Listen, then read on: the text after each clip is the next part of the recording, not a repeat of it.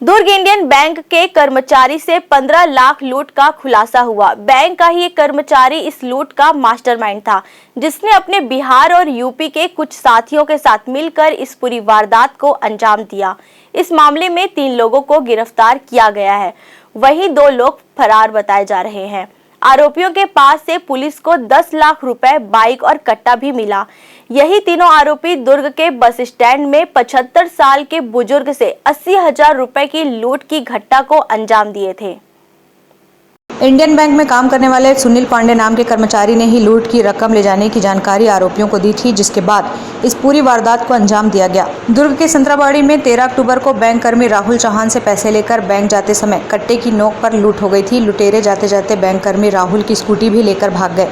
इस मामले में पुलिस तफ्तीश शुरू कर चुकी है। मामला एक ब्लाइंड केस की तरह था। पुलिस को सीसीटीवी एवं अन्य फुटेज के आधार पर आरोपियों तक पहुंचने में सफलता मिली। पुलिस को मुखबिर के माध्यम से लूट का बड़ा क्लू मिला, जिसमें बिहार के रहने वाले लोगों का इस मामले में शामिल होना और फिर वारदात के बाद बिहार भाग जाने की सूचना मिलना। पूरे घटनाक्रम की पटकथा कोरोना काल में ही लिखी गई थी। बिहार से करीब 10 साल पहले आए राजीव रंजन नाम के व्यक्ति की दोस्ती बैंक कर्मचारी सुनील पांडे से हुई थी। राजीव पांडे छोटी मोटी ठेकेदारी किया करता था, लेकिन कोरोना काल में काम बंद होने पर उसने जोमेटो डिलीवरी बॉय का काम शुरू कर दिया। इस दौरान सुनील से हुई दोस्ती के बाद बैंक लूटने का उसने प्लान बनाया। पुलिस ने बैंक कर्मी से लूट के साथ साथ 3 महीने पहले एक बुजुर्ग से 80,000 लूट का भी खुलासा किया। उस बुजुर्ग से भी लूट इन्हीं लोगों ने की थी। इसी आधार पर राजीव रंजन गोस्वामी, सुनील पांडे एवं आतिश गोस्वामी की गिरफ्तारी की गई। 13 अक्टूबर को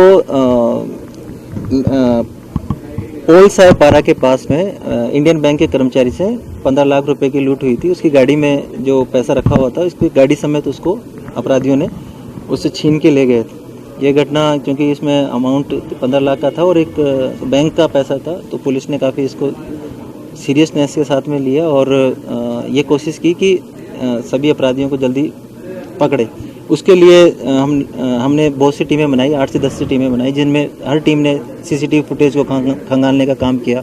लगातार मेहनत करते हुए एक सूचना हमको आम जनता के माध्यम से मिली। उस सूचना के आधार पर एक लीड मिला। उसी लीड को आगे बढ़ाते हुए पुलिस ने 3 अपराधियों को अपनी हिरासत में लिया। 3 अपराधियों में जो मुख्य अपराधी है राजीव रंजन गोस्वामी, जो मूलतः गोपालगंज बिहार का रहने वाला, लेकिन यहीं भिलाई दुर्ग में पिछले 10 साल से अपने भाई के साथ में रहता है। इसके अलावा सुनील पांडे हैं, जो उसी बैंक में, इंडियन बैंक में डेली वेजेस का काम करता है। एक आतिश गोस्वामी है, वो इसी का भतीजा है। इनसे पूछताछ करने में ये भी पता चला कि जो पहले एक घटना हमारे यहाँ पे हुई थी, जिसमें 80,000 रुपये का इसी सेम टाइप से लूट हुई थी। एक बुजुर्ग के 75 वर्षीय बुजुर्ग है, उनसे ऐसी लूट हुई थी। सुनील पांडे शंकरनगर दुर्ग का रहने वाला है। उसने कहा कि पैसे लाने जा रहा था। बैंक कर्मचारी राहुल चौहान की सूचना राजीव रंजन को दी थी। तीसरे आरोपी आतिश गोस्वामी को भी पुलिस ने गिरफ्तार किया है। आतिश भी गोपालगंज बिहार का रहने वाला है, जो सेक्टर 7 भिलाई में पढ़ाई कर रहा है। मामले में राजीव रंजन की पत्नी अनीता की भी संलिप्तता है, जिसकी तलाश पुलिस कर रही है। ग्रैंड न्यूज़ के लिए अतुल शर्मा की रिपोर्ट।